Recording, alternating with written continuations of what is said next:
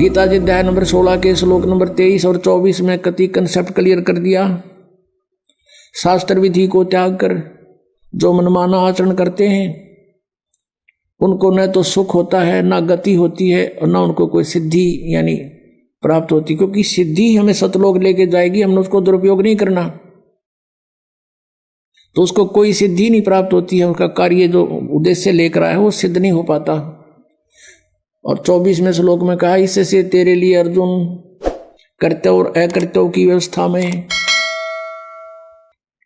शास्त्र ही प्रमाण है, किसी की दंत कथा पर मत विश्वास करना, जो सदग्रंथों में लिखा वही मानना। आज पुण्यात्मा जो हमारे सदग्रंथ बता रहे हैं हमने इस अनुसार साधना करनी पड़ेगी।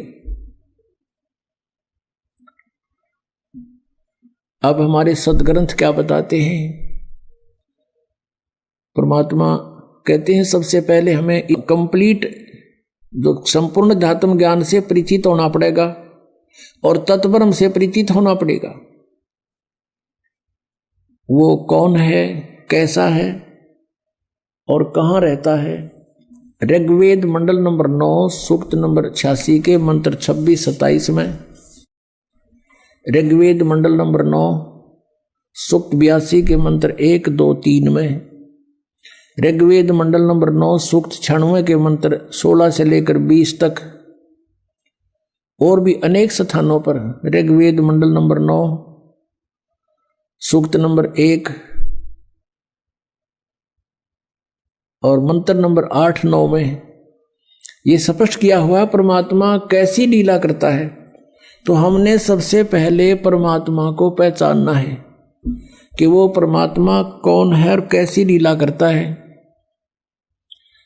आज से 600 वर्ष पहले परमेश्वर कबीर देव जी वो परम अक्षर ब्रह्म, जैसा कि वो 3 सतिथि से अपनी लीला करता है, उनमें से जो एक लीला का जो उनका वे है, तरीका है, एक बालक रूप धारण करके प्रकट होते हैं। सन 1398 संवत 1455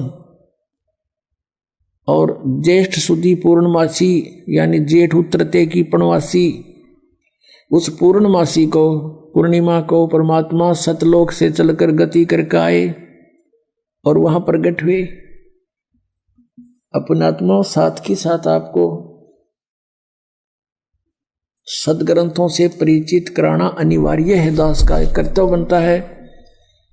आपको शिक्षा इसलिए परमात्मा ने दिलाई है कि आप परमात्मा पहचान लो, न इस रोजी रोटी के लिए इस शिक्षा की कतई जरूरत नहीं थी। पहले हमारे पूर्वज थे अपना सिंपल वे से कच्ची झोपड़ी डालकर मकानों में गुजारा करते थे। 20-20, 10-10 पीढ़ी ऐसे पार होगी, निकल गए यहाँ से कब टाइम पास करके। और जब से ये शिक्षा मिली है हमें, इस भौतिक सुख तो गणा दिखा पर दुख टेंशन बिना गिनती की होगी। अब इसको देना अनिवार्य था, नहीं पहले परमात्मा ने ये विष आपके ऊपर नहीं आने दिया।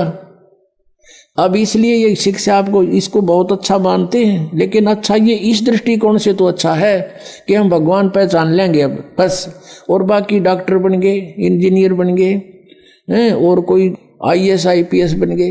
ये तो पेट का रोड़ा सारा, इसके लिए इसकी जरूरत हमने नहीं थी।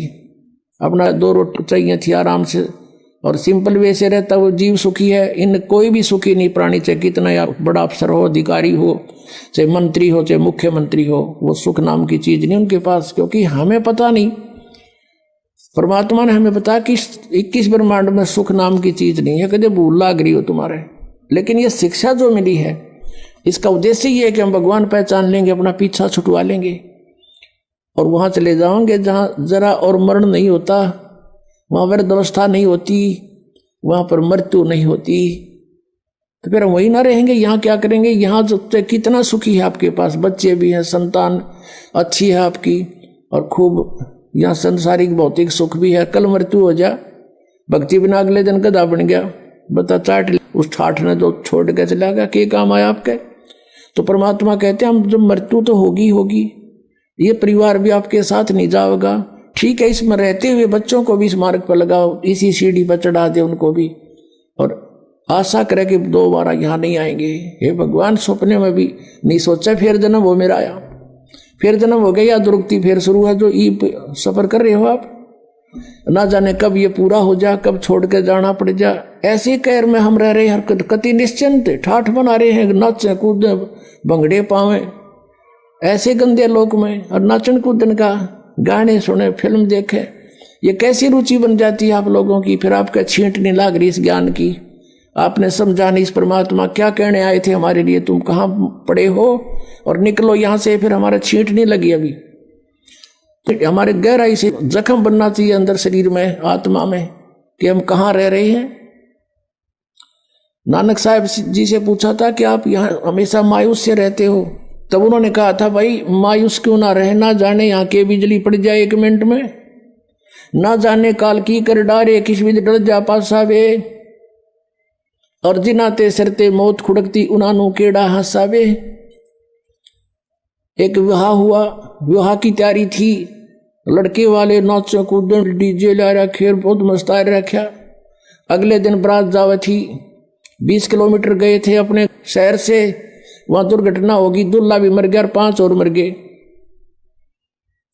पहले दिन तक डीजे बाजे नाचे थे, अगले दिन समाचार पेपरों में उनकी रोते हुए बिलखते हुए की चित्र देख के आत्मा रो रही थी कि भगवान हे परमात्मा बड़ी आंख खोली आपने हमारी। कहते ना जाने काल की कर डारे किस भी ढल जा पासावे, और जिनाते सरते मौत खुड़कती उन्होंने केड़ा हासावे। 1 सेकंड का भरोसा नहीं के बिजली गिर जा और यहाँ नाचे कूद फंड करे, तो बिना ज्ञान के नशे में आदमी ऐसी गलती कर सकता है। कबीर ये माया अटपटी सब गट आन अड़ी, और किस किस ने समझाऊं या कुएं भांग पड़ी। तो अब ये भांग को उतारने का एंटीबायोटिक कैप्सूल, ये प्रवचन और ये ज्ञान, ये मंत्र रूपी औषधि आपको कानों के माध्यम से प्रवेश की जा रही है।